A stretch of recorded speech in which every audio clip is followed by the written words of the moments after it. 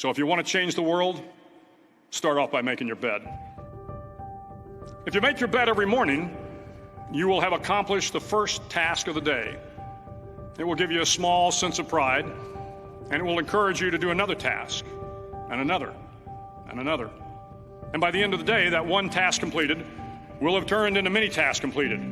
Making your bed will also reinforce the fact that the little things in life matter.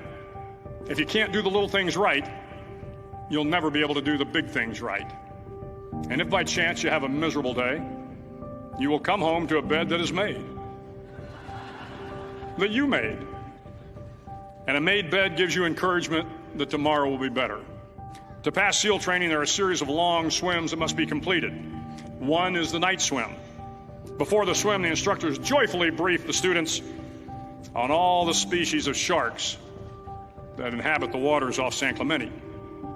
They assure you, however, that no student has ever been eaten by a shark, at least not that they can remember. But you are also taught that if a shark begins to circle your position, stand your ground. Do not swim away. Do not act afraid. And if the shark, hungry for a midnight snack, darts towards you, then summons up all your strength and punch him in the snout, and he will turn and swim away. There are a lot of sharks in the world.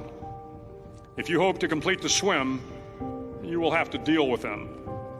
So if you want to change the world, don't back down from the sharks. Over a few weeks of difficult training, my SEAL class, which started with 150 men, was down to just 42. There were now 6 boat crews of 7 men each. I was in the boat with the tall guys, but the best boat crew we had was made up of the little guys, the Munchkin crew, we called them. No one was over 5'5". The Munchkin boat crew had 1 American Indian, 1 African American, 1 Polish American, 1 Greek American, 1 Italian American, and 2 tough kids from the Midwest. They out-paddled, outran, and outswam all the other boat crews. The big men in the other boat crews would always make good-natured fun of the tiny little flippers the Munchkins put on their tiny little feet prior to every swim. But somehow these little guys from every corner of the nation and the world always had the last laugh, swimming faster than everyone and reaching the shore long before the rest of us.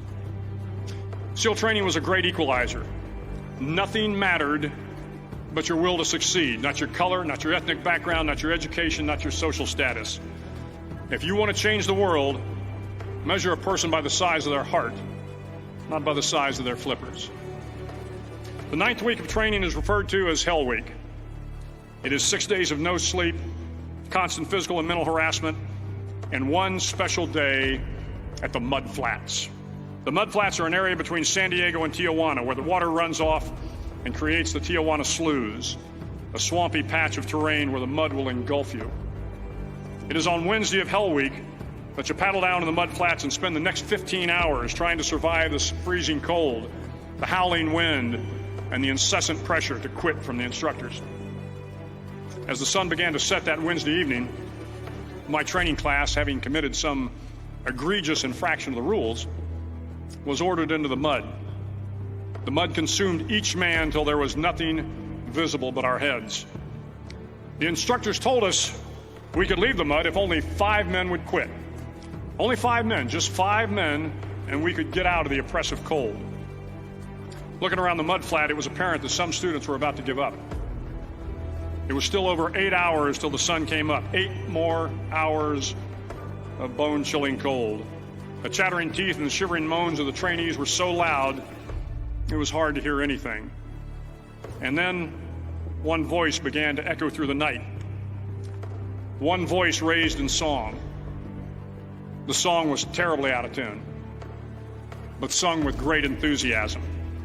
One voice became 2, and 2 became 3, and before long, everyone in the class was singing. The instructors threatened us with more time in the mud if we kept up the singing, but the singing persisted. And somehow the mud seemed a little warmer, and the wind a little tamer, and the dawn not so far away. If I have learned anything in my time traveling the world, it is the power of hope. The power of one person, a Washington, a Lincoln, King, Mandela, and even a young girl from Pakistan, Malala. One person can change the world by giving people hope. So if you want to change the world, start each day with a task completed. Find someone to help you through life. Respect everyone. Know that life is not fair and that you will fail often. But if you take some risks, step up when the times are the toughest, face down the bullies, lift up the downtrodden, and never, ever give up.